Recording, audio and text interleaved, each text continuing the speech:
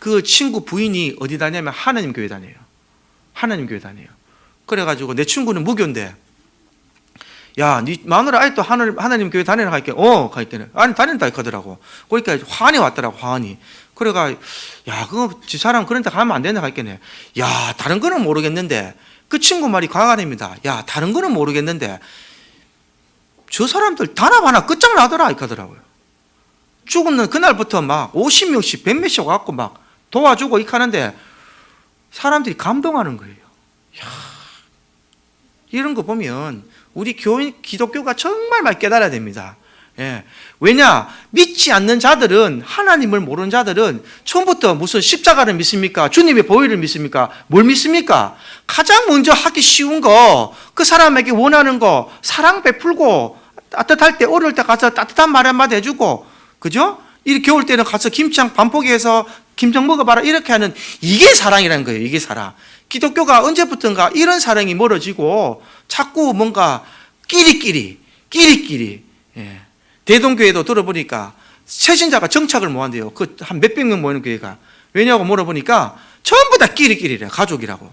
그래서 오면 텃세 부리고 가족들이끼리 가지고 막 싫은 소리 하고 이러니까 교인들이 정착을 못 한다 이런 소리 들을 때 너무나 가슴이 아팠습니다. 우리 주님 만난 날이 가까운 5월달에 우리 샘물교회는 늘 변함없이 주님의 사랑을 전하고 말씀으로 성숙하여가는 저와 여러분들 되기를 주님의 이름으로 축복합니다. 그래서 오늘 말씀이 내가 약한 그때의 강함이라 라는 말씀이에요. 내가 약하다고 생각하면 그런 내 의와 내 성격이 다 사라질 줄 믿습니다. 내가 약하다고 생각이 되는 거예요. 고린도후서 12장에는요 바울의 안타까운 심정이 기록되었습니다. 안타깝다. 지금 바울은 거짓 사도들에게 속고 있는 고린도 교회의 성도들을 향해서 바울, 내가 진짜 사도고 내가 진짜 하나님의 일꾼이라는 분을 내면서 변론을 계속하고 있습니다. 그래서 11절에는 고난당했다는 것을 자랑했다면 이제 12장에 와서는 내가 너희 거짓 사도들이 체험하지 못했던 영적인 체험도 한 사람이다라는 것으로 시작을 합니다. 그래서 12장 1절에 보면요, 이것은 내가 무익하나마 부득불 내가 자랑하는 것이다 라고 얘기하는데 한번 읽어보겠습니다. 시작. 내가 무익하나마 내가 부득불 자랑하노니 주의 환상과 계시를 말하리라. 무익하다는 것은 뭐예요? 이익이 없다 이 말입니다. 득되는 것이 없다. 그러나 내가 부득불 한번 자랑해 보겠다. 뭐냐? 내가 주의 환상과 계시도 받은 사람이다. 이 얘기를 한다 이 말이에요. 그래서 너희들한테 아무 유익이 안 되지만 필요에 의해서 어쩔 수 없이 내가 이 말을 하겠다. 그게 뭐냐? 영적인 체험을 말해 주겠다. 그러고 나서 2절을 얘기합니다. 2절, 예, 내가 그리스도 안에 있는 한 사람을 아노니 그는 14년 전에 셋째 하늘에 이끌려 간지라. 그가 몸 안에 있었는지 몸 밖에 있었는지 나는 모르거니와 하나님은 아시느니라. 아멘. 여기 지금 14년 전이라는 단어가 나오죠. 14년 전이라는 단어가 나오고 셋째 하늘에 이끌려 간 자라라는 단어가 나오는데 유대인들이 생각했던 셋째 하늘이 뭐냐? 첫 번째 하늘은요, 대기권, 눈에 보이는 대기권의 첫째 하늘이에요. 우리가 보이는 이 푸른 하늘, 비행기가 떠다니는 요까지 첫째 하늘을 유대인이라고 생각했습니다. 그 다음에 둘째 하늘은 뭐냐? 이 대기권 밖에 있는 우주, 대기권 밖에 있는 우주, 별이 있고 뭐 행성이 돌아다니는 이곳을 유대인들은 둘째 하늘이다. 그 다음에 셋째 하늘이 뭐겠어요? 하나님 계신 하늘. 하나님 계시는 천국을 유대인들은 셋째 하늘이다라고 생각했습니다. 근데 제가 분명히 아까 14년 전이라는 단어를 유식미 보시라 그랬죠. 이 14년 전으로 거슬러 가니까 바울이 정말 이 3층 전에 하나님의 환상을 봤을 그때가 나온다는 거예요. 성경은 하나도 거짓이 없고 다 짝이 있고 우리가 하나님 말씀을 보면 확실한 증거가 나타난다 이 말입니다. 그것이 어딨냐? 사도행전 14장을 가면 이 단어가 나옵니다. 이 때가 나와요. 사도행전 14장 8절부터 한번 천천히 제가 한번 읽어보겠습니다. 루스드라에 발을 쓰지 못하는 한 사람이 앉아 있는데 남에서 걷지 못하게 되어 걸어본 적이 없는 자라. 이 바울과 바나바가 14년 전에 이 사역을 했는 거예요. 처음에 루스드라라는 곳에 갔는데 한 사람이 발을 못 쓰는 사람이 있었다 이 말입니다. 그래서 9절요. 바울이 말하는 것을 듣거늘 바울이 주목하여 구원받을 만한 믿음이 있는 것을 보고라고 나오죠. 그래서 그 사람이 주목하여 보니까 그 사람이 구원받을 만한 마음이 있는 거예요. 그래서 조금 빨리 넘길게요. 10절 큰 소리라도 돼 내 발로 일어서라 하니 그 사람이 일어나 걷는지라. 놀라운 일이 일어났죠. 걷지 못하는 자가 있었는데 그 사람 마음에 겨자씨만한 믿음이 생긴 걸 보고 바울이 일어나 걸으라 하니까 걸은 거예요. 그러니까 그 주위에 있는 사람들이 놀랬겠습니까? 안 놀랬겠습니까? 그 얘기가 지금 나오는 거예요. 11절 우리가 바울이 한 일을 보고 루가디오 방언으로 소리 지르릴 때 신들이 사람의 형상으로 우리 가운데 내려오셨다 하여 바울을 신의 모습으로 본 거예요. 그렇지 않겠습니까? 예전 고대 시대 때에 이 사람의 병을 고치니까 신의 형상을 하고 내려왔다라고 나와서 12절요. 바나바는 제우스라 하고 바울은 그중에 말하는 자임으로 헤르메스라 하더라. 이 제우스, 헤르메스가 옛날에 나오는 고대 그리스 신화에 나오는 신들이잖아요. 그래 신의 모습이다 얘기한 거예요. 13절요. 시외 제우스 신당의 제사장이 소와 화환들을 가지고 대문 앞에 와서 무리와 함께 제사하고자 하니 좀 빨리 넘어가겠습니다. 두 사도 바나바와 바울이 듣고 옷을 찢고 무리 가운데 뛰어들어가 소리질러 계속요. 이르되 여러분이 어찌하여 이러한 일을 하느냐? 우리도 여러분과 같은 성경을 가진 사람이라. 여러분에게 복음을 전하는 것은 이런 헛된 일을 버리고 천지와 바다와 그 가운데 만물을 지으시고 살아계신 하나님께로 돌아오게 함이라. 자기를 신적인 걸로 형상을 하니까 바울이 아니다. 나도 사람이다. 여러분과 같은 사람이다 라고 말한 거예요. 그리고 헛된 일, 우상과 너희를 버리고 하나님을 전하기 위해서 내가 이 일을 한다 라고 설명합니다. 그러니까 이렇게 하니까 어떻게 돼요? 그 전에 갖고 있던 유대인들, 기득권자들이 바울을 가만 놔뒀겠습니까? 안 놔뒀겠습니까? 바울을 가만 안 놔두는 거예요. 16절부터 보시면 하나님이 지나간 시대에는 모든 민족도로 자기들의 길들을 가게 방임하였으니 17절요. 그러나 자기를 증언하지 않은 것이나니 곧 여러분께서 하늘로부터 비를 내리시고 결시기를 주시는 선한 일을 하사 음식과 기쁨으로 여러분의 마음에 만족하게 하셨느니라 하고 18절요. 이렇게 말하며 겨우 무리를 말려 자기들에게 제사를 못하게 하니라. 이제 자기들에게 제사를 못하게 하고 난 후에 이 뒤에 사건이 어디 있느냐? 이 시기하는 자들이 유대인들과 와서 이렇게 얘기합니다. 우리 19절 한번 읽어봅니다. 19절. 여기 중요한 대목이에요. 시작. 유대인들이 안디옥과 이고니온에서 와서 무리를 충동하니 그들이 돌로 바울을 쳐서 죽은 줄로 알고 시외로 끌어내치니라. 나오죠? 바울이 언제 14년 전에 그 하늘 3층을 봤냐? 요때라고 지금 신학자들 얘기해요. 언제? 그들이 돌로 바울을 쳐서 죽은 줄 알았다 그러잖아요. 요 시간이 한 6시간에서 8시간이라고 이렇게 해석을 해요. 그래서 바울이 돌로 바울을 쳐서 죽었는데 죽은 줄로 알고라고 했잖아요. 그러면은 정신이 있었다는 거예요? 없다는 거예요? 정신이 없다는 거예요. 요때에 14년 전에 이런 사건이 있었다 이 말입니다. 사도행전에 살펴보니까 이 사건이 나온 거예요.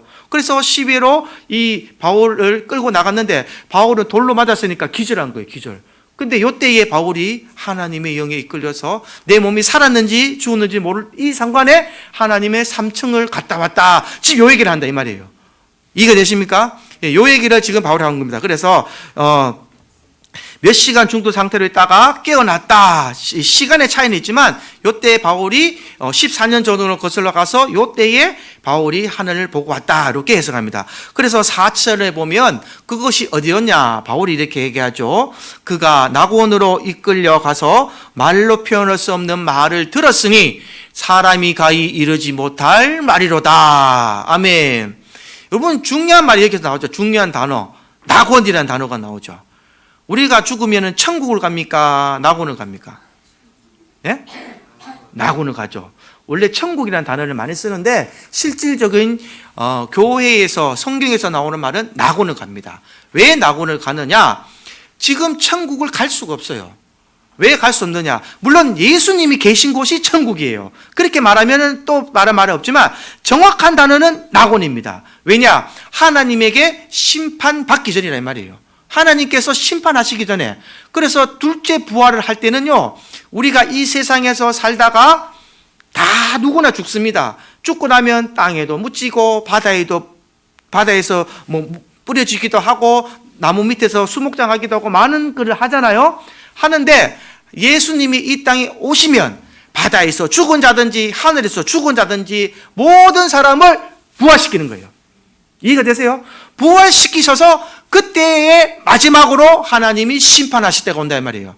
그 심판하고 난 뒤에 마귀와 이 모든 불신자들은 영원히 꺼지지 않는 지옥으로, 그리고 주님의 이름으로 죽었던 주님의 모든 백성들과 하나님이 믿는 모든 자녀들은 어떻게 해요? 예수님이 계신 천국으로 갈린다 이 말입니다. 그래서 정확하게 얘기하면 그때가 천국과 지옥으로 갈리는 거예요. 그래서 지금은 우리가 죽으면 어디에 가느냐? 낙원에 가는 겁니다. 왜 낙원에 가느냐? 예수님께서 말씀하셨으니까요. 우리가 다른 거 볼 필요 없어요. 예수님께서 말씀하시면 그게 진리요 정답입니다. 누가복음 23장 43절 우리 다 같이 한번 읽어보겠습니다. 시작. 예수께서 이르시되 내가 진실로 내게 이르노니 오늘 내가 나와 함께 낙원에 있으리라 하시리라. 아멘. 예수님이 낙원에 있다고 그러면 낙원에 있는 거죠. 그렇지 않습니까? 예수님이 이때 언제 얘기냐면 십자가에 돌아가시기 전에 구원받은 강도가 나도 선생이여 구원하여 주소서 할 때에 예수님이 이 말한 거예요. 강도에게 오늘 내가 나와 함께 낙원에 있으리라 하시니라. 할렐루야.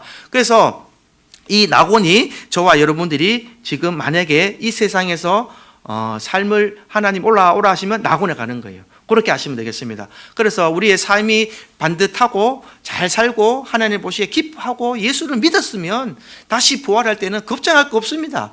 더 좋은 복은 뭐겠습니까? 고린도후서에 나오는 우리가 살아서 부활하는 거예요. 살아서 죽음을 맛보지 않는 부활. 예수님이 이 땅에 구름 타고 오실 때는요, 예수님이 올라오라 하면 올라가는 거예요. 할렐루야. 다 구름 타고 구름 받으시기를 주님의 이름으로 축복합니다.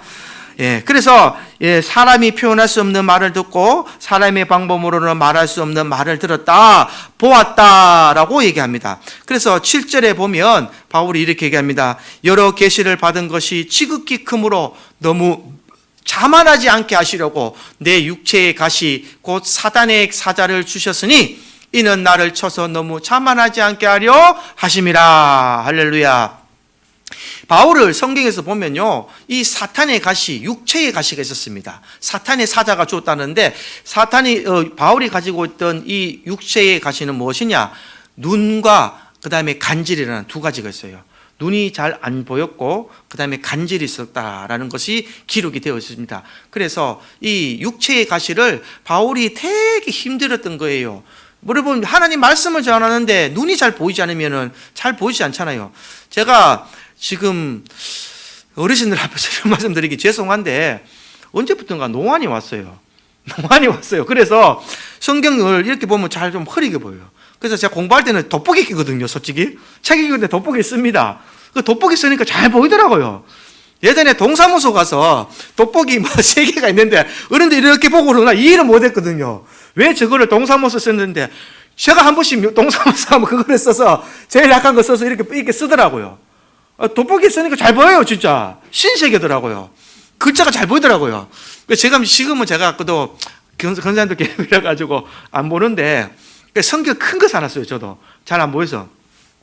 아무튼 이게 사람 앞에 덕이 안 된다는 거예요. 그죠? 막 머슴 잘하면서 막 이렇게 하고 또 하다가 간질이 와서 넘어가고 이런 것을 보면 복음을 전하는 자로서 덕이 안 되기 때문에 하나님 앞에 간구했는 거예요.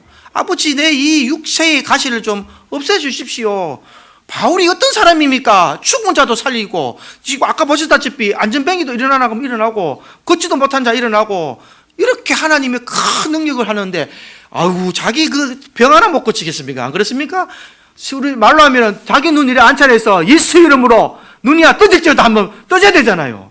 근데 그게 안 되는 거예요. 왜냐? 하나님께서 우리에게 주실 때에 다 이런 가시가 있다는 거예요. 가시, 작은 거.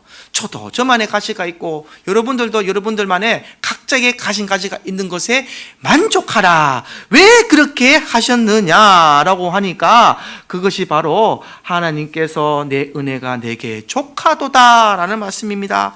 내 은혜가 내게 족한도다. 내 능력이 약한 데서 온전하여 짐이라라고 말씀합니다. 우리 9절 다시 한번 합독해서 읽어보시겠습니다. 시작. 나에게 이르기를 내 은혜가 내게 족하도다. 이는 내 능력이 약한 데서 온전하여 짐이라 하신지라. 그러므로 도리어 크게 기뻐함으로 나의 여러 약한 것들에 대하여 자랑하리니 이는 그리스도의 능력이 내게 머물게 하려 함이라. 아멘. 여러분, 여기서 중요한 포인트가 있어요. 두 가지를 보셔야 됩니다. 자, 첫 번째는 바울이 뭐라 그러냐면요, 나에게 이를 내 은혜가 내게 족하도다 라는 하나님의 음성이 들렸을 때에 바울이 어떻게 얘기했냐면요, 오히려 내가 기뻐했다 그랬습니다. 네 약한 것을 하나님 깨우쳐 주실 때에 바울은 첫 번째는 기뻐했다 그랬어요. 여러분들이 약한 것을 하나님께서 깨우쳐 주시면 여러분은 기뻐하십니까? 아니면 고쳐달라고 다시 반문하십니까? 기뻐하시기를 주님의 이름으로 축복합니다. 약한 것이 있으면 기뻐해야 되는 거예요. 왜? 그 기뻐함이 어떻게 해요? 내가 약한 것에 대하여 자랑하니 그 두 번째가 뭐냐면 그리스도의 능력이 내게 머물게 하려 함이라. 할렐루야. 이 중요한 대목이에요. 내가 약해야 하나님이 능력 주시는 거예요. 할렐루야. 여러분들 강한데, 내가 힘 있는데, 내가 할 수 있는데, 내가 했으면 내가 한 것처럼 되는 거예요. 예전에 우리 할머니가 할 때 설거지 할 때는요 되게 힘들어 하셨어요. 몸을 가누지를 못하셨어요. 그래서 우리 할머니가 80세가 넘어서 설거지 하실 때에 나는 그 모습을 기억해요. 몸이 가만히 서 있지 못하니까 머리를 싱크대에 박아요. 이렇게 싱크대 기대요. 싱크대 기대에서 몸이 안 들고 나서 설거지 하시면 뭐라 하는지 아세요? 주여 주여 이렇게 하고 기도해요. 설거지 하면서. 예. 되게 우습죠. 우스운데 지금 생각해 보니까 우리 할머니는 내가 약하고 힘이 들어서 설거지 할 일도 없으니까 주님 앞에 의지한 거예요. 주님 설거지 할 힘을 주세요. 그릇 닦을 힘을 주세요. 그게 지금 생각하니까 되게 귀하더라고요. 오죽하면은 그 머리에 여러분 상상이 안 되시죠? 설거지 여기 위에 싱크대 여기 판에 머리를 기대야 돼요. 아니면 내가 몸이 쓰러지니까. 그래서 그렇게 말하면 또 저보고 이렇게 말씀하실 거예요. 아이고 손자놈이 다 컸는데 설거지라 좀 해주지. 뭐 배가 변명을 대자면 우리 할머니가 되게 깔끔하신 분이에요. 제가 하루는 우리 할머니한테 설거지 한번 해드렸어요. 이게 제가 변명하는 겁니다. 할머니 설거지를 해줬는데 그걸 새벽에 다 끄자마자 새로 하시더라고. 내가 네가 한 거 못 믿겠다 이거. 제가 그 질로 다시는 안 해드립니다. 제가 해드리려고 노력은 했다라는 말은 드립니다. 그러나 우리 할머니의 그 모습이 내 머리에 각인된 것은 내가 약할 때에 주님을 의지했던 모습, 그것이 각인되었다라는 것입니다. 여러분 약할 때는요 그 약한 것을 기뻐하시고 그 가시가 가지고 있는 것이 은혜다라고 생각하시면서 하나님의 능력을 경험하시기를 주님의 이름으로 축복합니다. 내가 약할 때에 하나님이 힘을 주시는 거예요. 힘을 주시는 거예요. 그걸 경험하고 나면 나라는 존재는 막 모래알처럼 사라지게 됩니다. 그냥 흔적도 없이 사라져요. 그래서 어느 때나 어느 시가 되고 어려움이 왔을 때도 내 입에서 뭐가 먼저 나가느냐? 주여 도와주시옵소서. 아버지여 힘을 주시옵소서. 아버지여 주님이여 나를 인도하시옵소서. 이런 기도와 이런 간구와 이런 여러분의 말의 멘트가 매일 나와야 되는 거예요. 몇 시 몇 초마다. 할렐루야. 그러면은 하나님이 우리를 보시고 너는 내 자녀고 내 백성이다. 내가 너에게 감당 못할 복을 내려주노라. 할렐루야.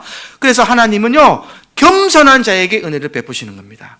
겸손한 자에게 은혜를 베푸시고 능력을 베풀어 주시기 때문에 약한 것이 능력이 된다. 위기는 타이밍이라는 책을 읽었습니다. 거기 저자가 명지대 교수 손태영이라는 사람인데요. 이 손태영이라는 사람이 3살 때부터 소아마비에 걸렸어요.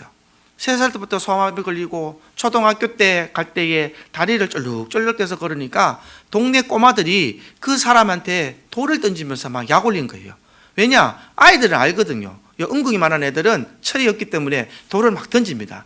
그때 돌을 던졌는데 그리고는 도망가면 못 따라오니까 그 돌을 던지고 막 괴롭히는 거예요. 이 아이가 손태영 이분이 너무 상처를 받았어요. 그래서 엄마 나 다시는 학교 안 갈래. 밖에 안 나갈래. 그리고 이 아이가 학교를 안 갑니다. 언제까지? 23살까지 밖에 안 나가는 거예요. 그러니까 어머니 마음이 어떻겠습니까? 내 아이가 장애를 가진 것도 마음이 아픈데 내 아이가 저렇게 골방에서 나오지 않으니까 어머니 마음이 그냥 죽고 싶다는 생각이 들어가지고 23살 어느 하는 애에 내가 오늘 나하고 죽자. 내가 나하고 죽자. 이래가지고 아이를 끌고 나갑니다. 근데 이 아이를 끌고 나가는 이 도중에 방문을 탁 열고 대문을 열라 그러니까 밖에 누구 한 사람이 서 있어요. 그 사람이 누구냐? 전도하러 온 사람이에요. 전도하러 왔어. 전도하러 와서 예수 믿고 구원받으세요. 어머니 예수 믿고 구원받아서 이렇게 나 지금 예수 믿어서 형편도 안 된다. 나 지금 죽으러 가는 길이다. 이렇게 얘기하니까 하나님이 모든 걸 해결해 주십니다. 하나님 밥 믿고 예수 믿고 구원받으시기 바랍니다. 이 말했는데 하나님이 능력이 임했는지 이 어머니가 그때 예수를 믿은 거예요. 할렐루야. 예수를 믿고 나서 밤마다 기도를 합니다. 우리 아들을 위해서 하나님 도와주세요. 우리 아들을 어떻게 해서 도와주세요라고 눈물의 기도를 하니까 이 아이가 이제는 예수를 믿기로 결단하는 거예요. 할렐루야. 여러분, 어머니의 눈물의 기도는요, 자녀를 변화시키고 그 자녀에게 변화를 줄 줄 믿으시기 바랍니다. 어머니의 눈물의 기도가 하나님이 들어주시고 그 자녀가 변화되는 능력이 있는 거예요. 한나의 기도를 기억하십시오. 한나의 기도에 사무엘이 났던 것처럼 어머니의 기도가 이렇게 능력이 있는 겁니다. 자녀 있는 분들은 자녀를 위해서 기도 많이 해주시기를 주님의 이름으로 축복합니다. 어머니의 기도가 중요해요. 그러고 나서 이 아들이 교회 다니고 시작하고 어머니는 이제 친정과 그 다음에 시댁까지 전도를 합니다. 그로부터 이 아이들이 열심히 공부를 해요. 그래서 뭘 했느냐? 중고등학교를 검정고시로 패스하고 충북대, 법대, 그리고 벤처기업을 해서 명지대 교수로 또 서울대와 숙명여대 등 유명한 대학의 강사로 나가게 됩니다. 소마배. 그리고 정부 부처와 대그룹 1,500개 이상의 기업차를 다니면서 비전과 용기를 주는 성공하는 이 명사가 되었다라는 책이 있습니다. 위기는 타이밍이다라는 책입니다. 손태영 교수. 얼마나 제가 이 책을 줄거리를 읽고 감명을 받는지 모릅니다. 또 좀 이건 나중에 얘기하겠습니다. 그래서 우리가 주님과 동행하고 주님만 의지하는 사람이 바로 온전한 사람이다라는 것을 기억하시기 바랍니다. 저와 여러분들의 잘못된 모습이든 이 겉모습은 아무것도 아니라는 거예요. 이 장애를 가진, 소마비를 가진 이 손태영 교수도 겉모습은 우리가 볼 때는 불완전할지 모르지만 속마음은 온전한 사람이 되었다는 겁니다. 누구를 믿고? 예수를 믿고 온전한 마음이 됐을 때에 주님이 그를 사용하시고 그를 또 크게 사용하셔서 하나님 전도하면서 살았던 이 책을 읽었을 때에 우리가 이제는 약한 것을 자랑해야 된다라는 것으로 제가 말씀을 드립니다. 그래서 10절에 바울이 이렇게 마무리를 합니다. 우리 다 같이 한번 합독을 해보겠습니다. 시작. 그러므로 내가 그리스도를 위하여 약한 것들과 능력과 궁핍과 박해와 곤고를 기뻐하노니 이는 내가 약한 그때에 강함이라. 할렐루야. 하나님을 더 의지하게 되고 하나님께서 주시는 그 힘으로 늘 이겨내기 때문에 내가 약한 것이 도리어 강하게 된다라고 자랑하는 것입니다. 세상 사람들은 이해하기 힘든 아주 역설적인 진리지만 우리는 이것을 마음으로 받아들이고 이 뜻대로 말씀대로 약한 것을 고백하면 하나님의 능력이 임하고 그 능력으로 임해서 우리가 살아갈 수 있는 에너지를 얻게 되는 것입니다.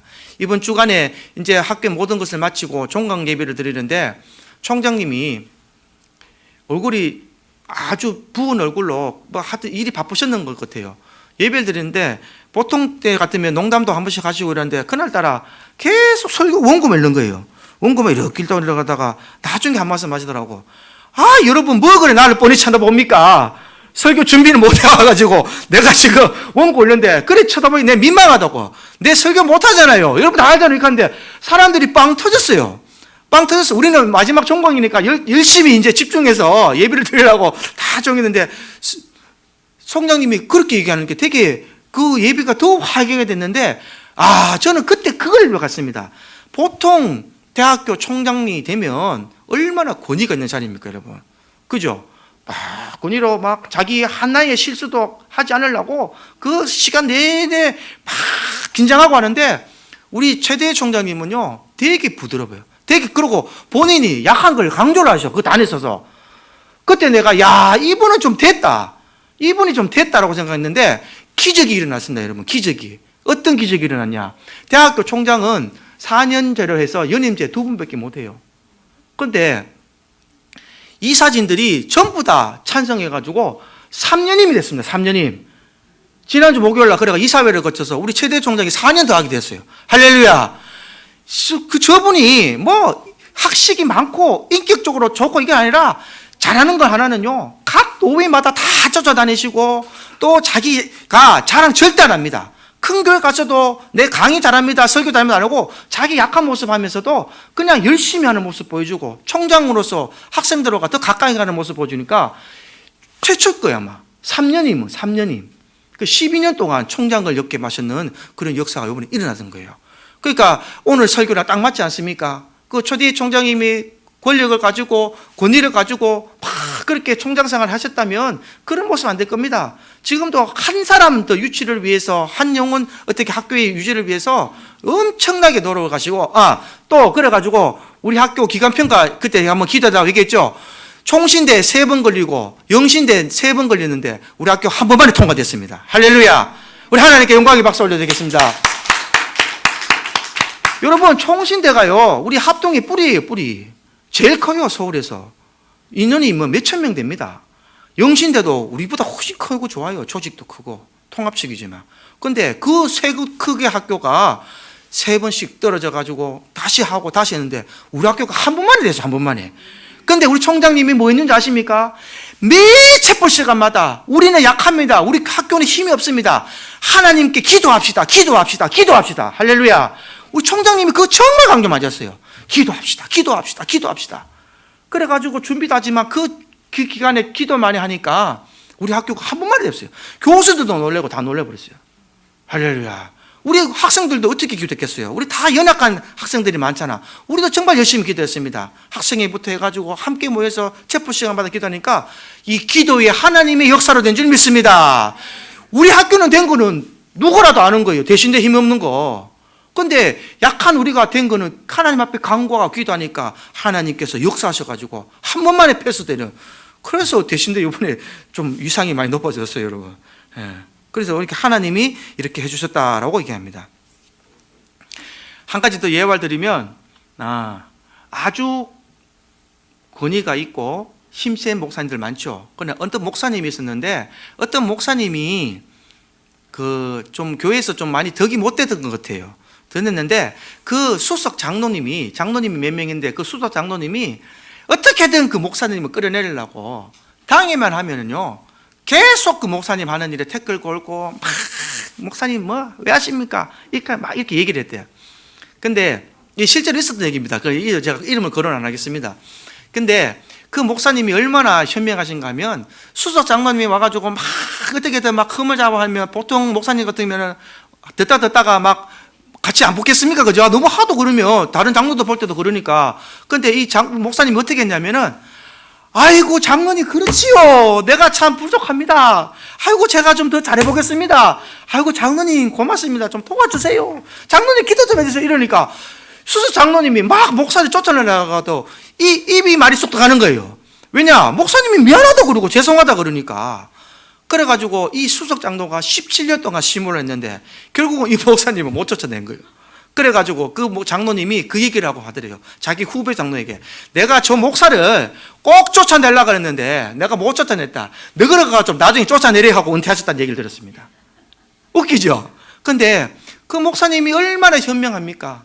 그 목사님이 지금 내가 수석 장로라 말할 정도면은 몇백 명 되는 몇천 명 되는 교회예요, 여러분. 그 큰 교회에 부임하셔 왔는데 장로들하고 부임 막 붙였을 때에 목사님이 자기 권위를 가지고 막 이렇게 법으로 싸우고 막 이렇게 노예 힘으로 가지고 했다면은 그 교회가 무슨 덕이 되겠습니까? 그러나 그 목사님이 수석 장로한테 아이고 내 부족합니다. 좀 도와주세요. 하니까 장로님이 뭐 말을 뭐 하는 거예요. 그 장로 부족하다 그러니까 뭐라 그러겠어요? 아유, 그러면 내년에 쫓아내야지. 이랬대요. 내년에 쫓아내야지. 내년에 쫓아내야지. 그게 17년 동안 못 쫓아내고, 그 수석 장로님의 말은 그 말이겠죠. 저 목사님은 참, 말은 그렇게 해도 그 목사님도 인덕이 있다, 덕이 있다라고 생각하셨을 것 같습니다. 그래서 그 예화를 실제로 봤을 때에 우리가 정말 교회 안에서 자랑하지 맙시다, 여러분. 내가 잘난 거 아무것도 없습니다. 그저 숙이고 하나님만 바라보고 여러분들 사회에서도 가정에서도 직장에서도 이런 모습 보이고 변화된 모습을 보인다면 여러분들의 그 약한 모습이 하나님께서 강함으로 만들어줄 줄 믿습니다. 약해야 하나님이 힘 주시는 거예요. 내가 잘났다고 하나님 내가 할 수 있습니다 그러면 나라도 안 주겠습니다. 솔직히 할 수 있겠다는데 그럼 한번 해봐라까지 뭐라 그러겠어요. 그러나 하나님 나 힘없어요, 하나님 주십시오, 도와주세요라면 하나님이 너 너무 약하는구나, 내가 너를 도와줘야 되겠다라고 생각하실 줄 믿습니다. 그래서 약한 것이 강함이다라는 것을 잘 기억하셔서 우리가 하나님이 가장 좋아하는 과일들 매일 사드릴 수 있도록 합시다. 퀴즈 한번 내볼까요, 여러분?